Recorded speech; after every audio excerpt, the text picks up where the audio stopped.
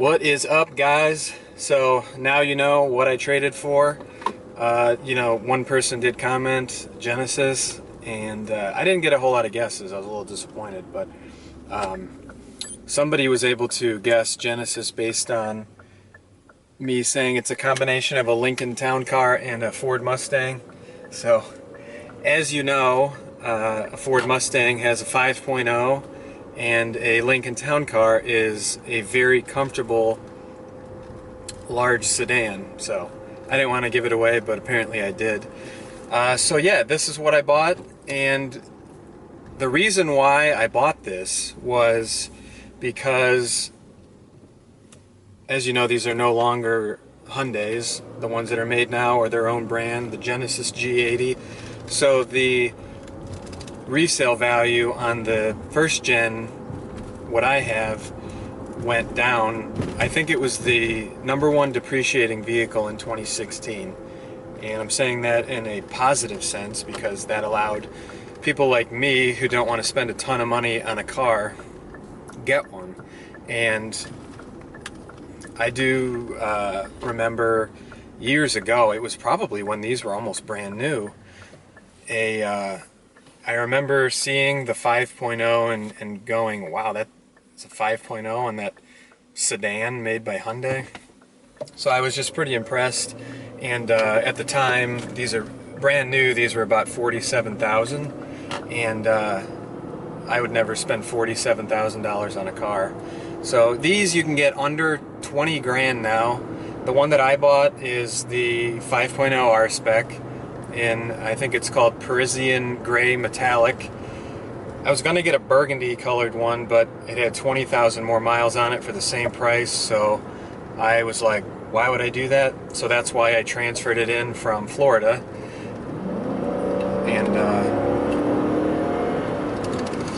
oh yeah, this baby can move. So I transferred it in because resale value on this is going to be a lot better, and it just made financial sense. So even though I paid for the transfer, it still comes out ahead.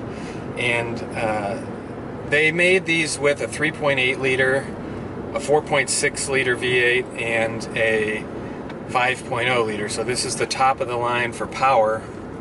It has 429 horsepower and 376 pound-feet of torque. So it weighs about 4,000 pounds, maybe a little over that. And it's heavy, it's safe. I like that it's a little safer than my Mazda3. And it has some real get up and go, which I really like. I haven't had a car like this ever. I had my Veloster Turbo, which was, a little sporty, quick. It wasn't fast by any means.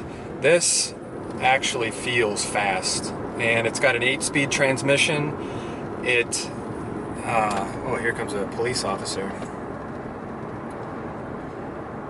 The last thing I want is him to see me recording a video. So yeah, the 8-speed, and it's kind of odd. You're in 8th gear at around 45 to 50 miles an hour, so you get through them quick, but you don't feel every shift. You feel like the first couple because you're going kind of slow, but after that, they're almost non-existent. And this doesn't handle the best. It handles well, but it's not designed to be like an M5 or something. And that brings another point. Something like this, if you need to fix something, it's not going to cost a fortune. Knock on wood. And I did get a 5-year warranty with it, so I don't think I said yet, this one has 44,000 miles, and it's a 2013, and I was able to get a 5-year warranty. So like any warranty, you probably pay more for it than you'll end up using, but it allows me to have peace of mind while driving this vehicle. If I drive it hard and something happens, I know that it's covered, the full powertrain, even all the electronics. And then when comparing it to my Mazda3, which everything's relative, but I'm comparing it to that, so I still owed like 10,000 on that, and this was just a few thousand more than what I still owed on that. So I'm getting a car that's 3 years older than that car, that has 15,000 more miles for just a slight increase in price. But I'm getting that V8, I'm getting the rear-wheel drive platform, more space. Now I have the sunroof, I have the advanced keyless entry. When I lock the doors, the mirrors fold in. This has a really good navigation system, dual climate, dual vents in the back for the rear passengers, seat heaters, air-cooled driver's seat. This one actually has Sirius radio, which my Mazda 3 Sport didn't have that. So I mean, this has just a ton of features that I really kind of wanted and made it even more worth it to get. So that's why I bought it.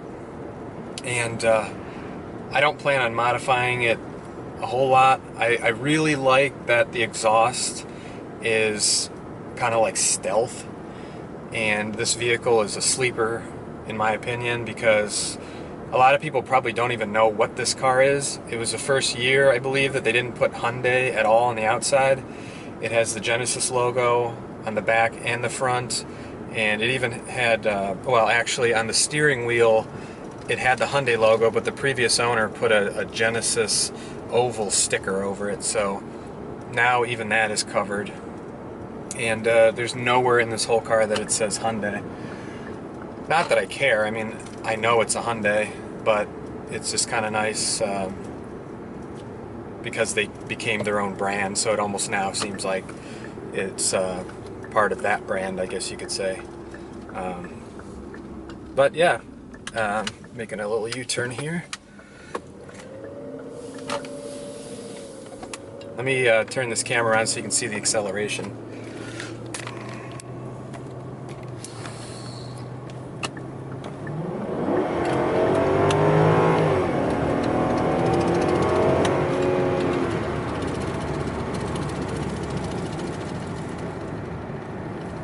Dropped down a couple gears and just took off.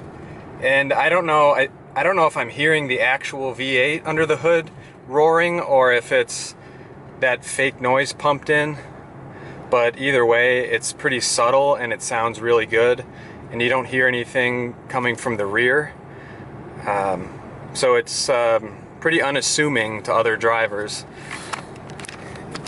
and that's what I like. So there's not a whole lot of cars on the road that are going to be quicker than this.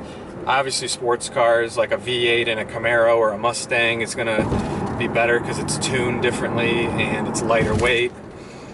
So general vehicles, I mean, this is faster than a lot of Jaguars and BMWs, unless they're part of the M line, but it's fun. It's compared to my Mazda 3, which that's fun in its own way. It is fun in a, you're being economical, it's sporty to drive.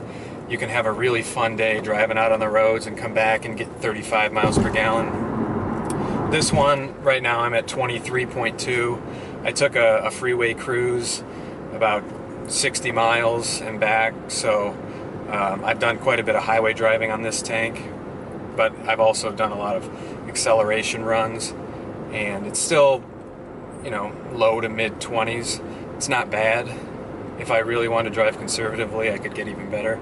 And it doesn't require premium fuel. You get more horsepower when you put premium in, but right now it's actually on regular, so that acceleration run was just regular gas.